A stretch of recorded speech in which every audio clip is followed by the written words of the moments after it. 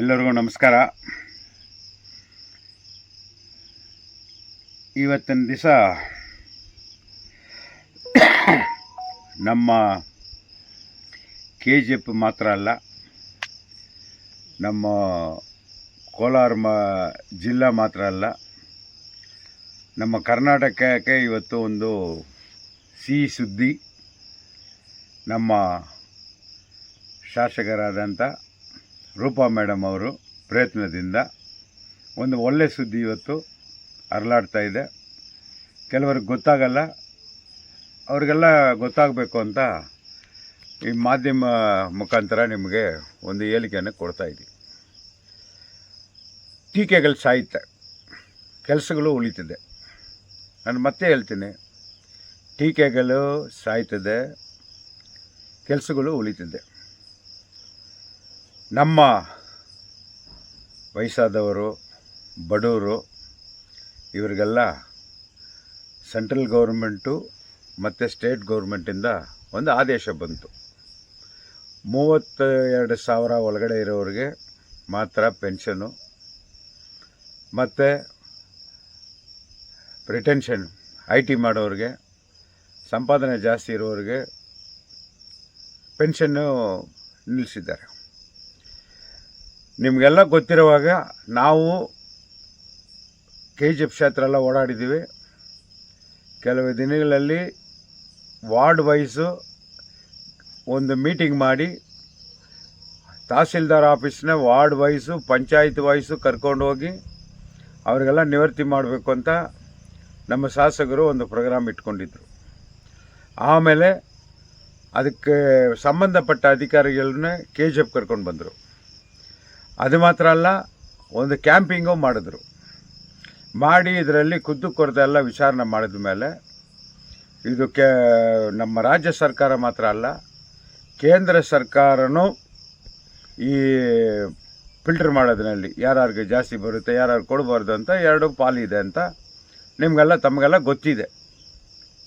ಇವಾಗ ನಮ್ಮ ಶಾಸಕರು ಕರ್ನಾಟಕ ಅಸೆಂಬ್ಲಿನಲ್ಲಿ ಮಾತಾಡಿದ್ರು. BJP ಅವರು ಗದ್ದಲ ಮಾಡ್ತಾಯಿದ್ರು. ಆ ಸಂದರ್ಭದಲ್ಲಿ ಬಡವರು, ನಮ್ಮ ವಯಸ್ಸಾದವರು, ಹಿಂದುಳಿದವರು, BPL ಕಾರ್ಡ್ ಅವರು, ಇವ್ರಿಗೆಲ್ಲ ಬಂದ್ಬಿಟ್ಟು 14,000 ಪೆನ್ಷನ್ನು ನಮಗೆ ಅನ್ಯಾಯ ಆಗಿದೆ ಅಂತ ಒಂದು ಧ್ವನಿಯನ್ನು ಎತ್ತಿದ್ರು. ಆ ಧ್ವನಿಗೆ ಇವತ್ತು ಪ್ರಾಯಶ್ಚಿತ್ತ ಸಿಕ್ಕಿದೆ. ಮಾನ್ಯ ಮುಖ್ಯಮಂತ್ರಿ DK ಶಿವಕುಮಾರ್ ಅವ್ರಿಗೂ ಮತ್ತು ಡೆಪ್ಟಿ CM ಪರಮೇಶ್ ಅವ್ರಿಗೂ ತುಂಬ ಧನ್ಯವಾದಗಳು ಹೇಳಬೇಕು. ಅದಕ್ಕೆ ಮುಂಚೆ ಅಸೆಂಬ್ಲಿನಲ್ಲಿ ಮಾತಾಡೋಕ್ಕೂ ಮುಂಚೆನೇ ಸಂಬಂಧಪಟ್ಟ ಮಿನಿಸ್ಟ್ರು ಮತ್ತು ಮುಖ್ಯಮಂತ್ರಿಗಳನ್ನ ಮೇಡಮ್ ಅವರು ಭೇಟಿ ಮಾಡಿ ಈ ಅನ್ಯಾಯ ಏನೋ ಬಂದ್ಬಿಟ್ಟು ಜನಗಳಿಗಾಗಿದೆ, ಇದಕ್ಕೆ ಉತ್ತರ ಬೇಕು ಹಂಗಂತ ಹೇಳ್ಬಿಟ್ಟು ಒಳ್ಳೇದು ಮಾಡಬೇಕು ಹಂಗಂತ ಅವರು ಒತ್ತಾಯ ಮಾಡಿ ಅಸೆಂಬ್ಲಿ ಮಾತಾಡಿ ಇವತ್ತು 17/8/2026 ಅಸೆಂಬ್ಲಿನಲ್ಲಿ ಮೇಡಮ್ ಅವರು ಧ್ವನಿ ಎತ್ತಿದ್ರು. ಬರೀ KGF ಮಾತ್ರ ಇಲ್ಲ, ಈ ರಾಜ್ಯಕ್ಕೇ ಒಳ್ಳೇದು ಮಾಡಬೇಕು ಹಂಗಂತ ಸ್ಥಿತಿನಲ್ಲಿ ಯಾವತ್ತೂ ಅಸೆಂಬ್ಲಿಯಲ್ಲಿ ಮಾತಾಡೋ ಟೈಮ್ನಲ್ಲಿ ಇಡೀ KGF ಕ್ಷೇತ್ರ ಮಾತ್ರ ಅಲ್ಲ, ರಾಜ್ಯಕ್ಕೆ ಅನ್ಯಾಯ ಆಗಬಾರ್ದು ಅಂತ ಧ್ವನಿ ರೂಪಾ ಮೇಡಮ್ ಅವ್ರದ್ದು ಇದ್ದೇ ಇದೆ. ಇದು ನಮ್ಮ ಹೆಣ್ಣು ಮಕ್ಕಳು ಇಂಥ ಒಂದು ವಿಷಯಗಳನ್ನೇ, ಇಂಥ ಒಂದು ಆದೇಶನೇ ನಮ್ಮ ಅಸೆಂಬ್ಲಿನಲ್ಲಿ ಸಭೆಯಲ್ಲಿ ಮಾತಾಡೋದು ಅಷ್ಟೊಂದು ಈಸಿ ಅಲ್ಲ. ಅದಕ್ಕೆ ಸಭಾನಾಯಕರು, ಸಭಾಪತಿಗಳು ಅವ್ರಿಗೆ ಟೈಮ್ ಕೊಡಬೇಕು, ಮಾತಾಡಬೇಕು. ಆ ಟೈಮ್ನಲ್ಲಿ ಅಲ್ಲಿರೋ ಎಲ್ಲ ನಮ್ಮ ಸಚಿವರುಗಳು ಕೂಡ ನಮ್ಮ KGF ಕ್ಷೇತ್ರದ MLA ರೂಪಾ ಮೇಡಮ್ ಅವರು ಉದ್ದೇಶಪೂರ್ವವಾಗಿ ಒಳ್ಳೆ ಮಾತಾಡ್ತಾ ಇದ್ದಾರೆ. ಅವ್ರಿಗೆ ಇನ್ನೂ ಸ್ವಲ್ಪ ಟೈಮ್ ಕೊಡಿ ಹಂಗಂತ ನಾವು ಎಷ್ಟೋ ವಿಡಿಯೋನಲ್ಲೆಲ್ಲ ನೋಡಿದ್ವಿ. ಆದರೆ ಇವತ್ತು ಒಂದು ಹೆಣ್ಣುಮಗು MLA ಆಗಿ ನಮ್ಮ ಕ್ಷೇತ್ರಕ್ಕೆ ಮಾತ್ರ ಅಲ್ಲ, ರಾಜ್ಯಕ್ಕೇ ಇವತ್ತು ಒಳ್ಳೆಯದು ಮಾಡಿದ್ದಾರೆ. ಒಳ್ಳೆಯದು ಏನು ಮಾಡಿದ್ದಾರೆ ಅಂದರೆ, ಕೇಂದ್ರ ಸರ್ಕಾರ, ರಾಜ್ಯ ಸರ್ಕಾರ ಒಂದು ಆದೇಶವನ್ನು ಕೊಡ್ತು. 32,000 ಯಾರಿದ್ದಾರೋ ಅವ್ರಿಗೆ ಮಾತ್ರ ಪೆನ್ಷನ್ ಅಂತ. ಇವತ್ತು ಮೊದಲು ಹೆಂಗಿತ್ತು, 1,20,000 ರೂಪಾಯಿ ಅವರಿಗೆ ಆದಾಯ ಇದ್ದರೆ, ಇನ್ಕಮ್ ಸರ್ಟಿಫಿಕೇಟ್ನಲ್ಲಿ ಇದ್ದರೆ ಅವ್ರಿಗೂ ಕೊಡಬೇಕು ಅಂತ ಆದೇಶ ಆಗಿದೆ.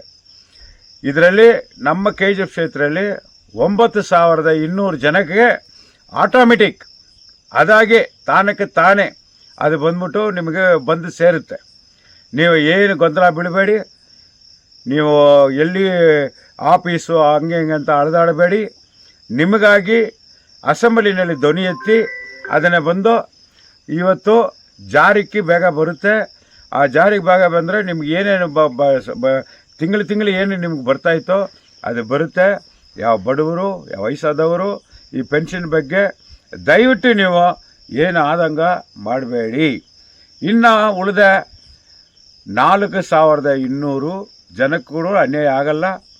ಅವರಿಗೆ ವಯಸ್ಸು ಕೊರತೆ ಇರ್ಬೋದು, ಬೇರೆ ಬೇರೆ ವಿಷಯ ಇರ್ಬೋದು, ಅದೆಲ್ಲ ಬಂದ್ಬಿಟ್ಟು ತಹಸೀಲ್ದಾರ್ನು ಇವತ್ತು ಹೇಳಿಕೆ ಕೊಟ್ಟಿದ್ದಾರೆ, ನೀವು ನೋಡಿದಿರಿ. ಅದರಲ್ಲಿ ಬಂದರೆ ಅವರು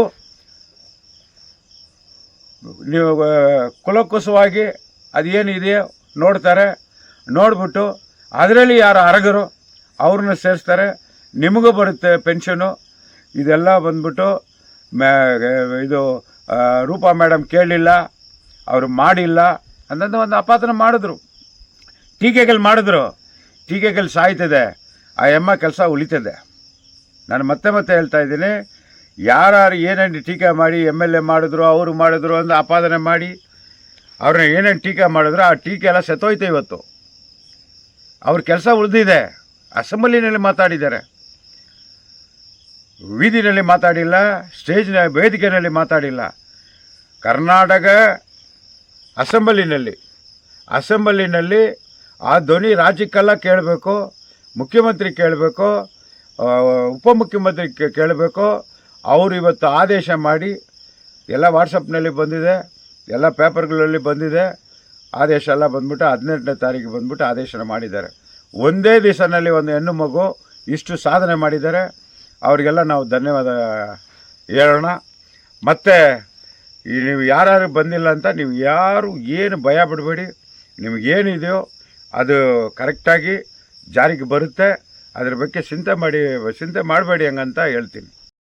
அன்பார்ந்த தங்கவயலுடைய பென்ஷன் வாங்கும் தாய்மார்களே, பெரியோர்களே, உங்கள் யாவருக்கும் ஒரு இனிப்பான செய்தி. நம்முடைய தங்கவயலுடைய மாண்புமிகு சட்டமன்ற உறுப்பினர் அவருடைய முயற்சினால் நேற்றைய தினம் 17ஆம் தேதி கர்நாடக அசெம்பிளியில் இந்த பென்ஷன்காரங்க 14,000 பேர் என் தொகுதியில் வந்து விட்டு போயிருக்கு. என் தொகுதியில் மாத்திரமில்லை, கர்நாடகாவுடைய ராஜ்யத்தில், கர்நாடகாவுடைய ஸ்டேட்டில் எல்லாருக்குமே வந்து இந்த பென்ஷனை வந்து பாதிக்கப்பட்டிருக்காங்க.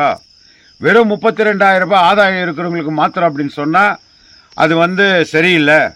அதை வந்து 1,20,000 ரூபாய் மாற்றி ஃபஸ்ட்டு எப்படி இருந்துச்சோ அந்த மாதிரி அதை வந்து நடவடிக்கை எடுத்து அந்த மாதிரி ஜனங்களுக்கு கொடுக்கணும் அப்படின்னு சொல்லி 17ஆம் தேதி பேசின பேச்சு இன்றைக்கி 18ஆம் தேதி சர்க்காருடைய ஆர்டர் ஆகிக்குது. 1,20,000 ரூபாய் இருக்கிறவங்களுக்கு இந்த பென்ஷன் வந்து சேரும்னு சொல்லிட்டு தங்கவயலில் 9,200 பேர் அதுக்கு அருகதை. 14,000 பேரில் 9,200 பேர் அதுக்கு வந்து எலிஜிபிள். அவங்களுக்கெல்லாம் வந்து கூடிய சீக்கிரம் நடைமுறைக்கு நீங்கள் எப்படி வந்தீங்களோ அந்த மாதிரி ரெகுலராக அது வரும். மீதி இருக்கிற ஒரு 4,992 பேருக்கு அவங்க வந்து விசாரிப்பாங்க. கொஞ்சம் தப்பு மாಹಿತಿ கொடுத்து ஏஜ் கம்மியாக, வயசு கம்மியாக கொடுத்துங்க, இன்கம் ஜாஸ்தி இருக்கிறவங்க, 1,20,000 ரூபாய்க்கு மேலே இருக்கிறவங்க, அவங்களுக்கெல்லாம் அதிகாரிகள் வந்து பரிசீலனை பண்ணி அது கரெக்டாக இருந்தால் அந்த 4,900 பேருக்கும் வரும். அப்படி இல்லைன்னு சொன்னாக்கா இந்த மாதிரி தப்பு சந்தேசம் கொடுத்து அதில் சேர்ந்தவங்களுக்கும் இன்கம் வருமானம் ஜாஸ்தி வரவங்களுக்கும் அது தவிர்க்க முடியாது. கவர்மெண்ட் ஆர்டரோடு மதிக்கணும். அதனால் இன்றைக்கி நம்ம தங்கவயலுடைய MLA ரூபா சசிதர் மேடம் அவர்கள் நம்ம KGF மாத்திரம் இல்லை, இந்த கர்நாடக ஸ்டேட்டுக்கு ஒரு நல்ல காரியத்தை செஞ்சுக்கிறாங்கன்னு சொன்னால் அவங்கள பாராட்டணும், அவங்களுக்கு நன்றி சொல்லணும். அது மாத்திரமில்லை, நம்ம கர்நாடகோடைய முதல் மந்திரி DK சிவகுமார் அவர்களும் நம்ம உதவி chief minister deputy chief minister Parameshwara ஐயா அவர்களுக்கும் மனமார்ந்த ரூபா மேடம் அவர்களுக்கு சப்போர்ட் பண்ணி அந்த காரியத்தை வந்து வெற்றிகரமாக முடிச்சு கொடுத்ததுக்கு அவங்களுக்கும் இந்த முறை நம்ம நன்றி சொல்லணும். என்றைக்குமே சொல்கிறேன் பாருங்க, கஷ்டப்பட்டு வேலை செய்வாங்க. விமர்சனங்கள் வரும், விமர்சனம்லாம் வந்து செத்து போகும். இது மேடம் தான் பண்ணாங்க, MLA தான் பண்ணாங்க, இது கர்நாடக சர்க்கார் தான் பண்ணிச்சு, அப்படியெல்லாம் ஒரு விமர்சனம் இருந்துச்சு. அதனால் அவங்க ஒரு கேம்பிங் போட்டாங்க, வாட எங்களை தலைவர்களை அனுப்புனாங்க, லீடர்ஸுங்களை அனுப்புனாங்க. அதெல்லாம் என்ன பாருங்கன்னு சொன்னாங்க. இங்கேயே சம்மந்தப்பட்ட அதிகாரிகளை KGFக்கு அழைச்சிட்டு வந்து ஒரு கேம்பிங்கும் பண்ணாங்க. அதில் எத்தனை பேருக்கு எவ்வளோ கஷ்டப்படுறாங்கன்னு எல்லாம் உங்கள் குறைங்களையும் நீங்கள் சொன்னீங்க.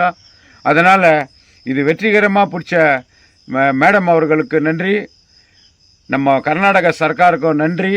இது அதிகாரிகள் தாசில்தார் மேடம் ஆகட்டும், அந்த பென்ஷன் டிபார்ட்மெண்ட்டில் இருக்கிற அதிகாரிகளாகட்டும், கூடிய விரைவில் போர்க்கால அடிப்படையில் அந்த 4200 பேர் என்ன இருக்கிறாங்க அவங்களுடைய டாக்குமெண்ட்ஸ் எல்லாம் வந்து கரெக்டாக பார்த்து அவங்களுக்கும் ஒரு நல்ல ஒரு மகிழ்ச்சியான செய்தியை நீங்கள் சொல்லணும்னு சொல்லிட்டு தாசில்தார் மேடம் கூட ஆர்டர் பண்ணி இந்த மேடம் கஷ்டப்பட்டு எட்டுன்னு வந்த அந்த உதவியை ஏழைங்களுக்கு, எளியோர்களுக்கு, எல்லாம் நடுத்தர மக்களுக்கு எல்லாம் இதை வந்து சேர்க்கணும்னு சொல்லிட்டு பண்ணுறேங்க.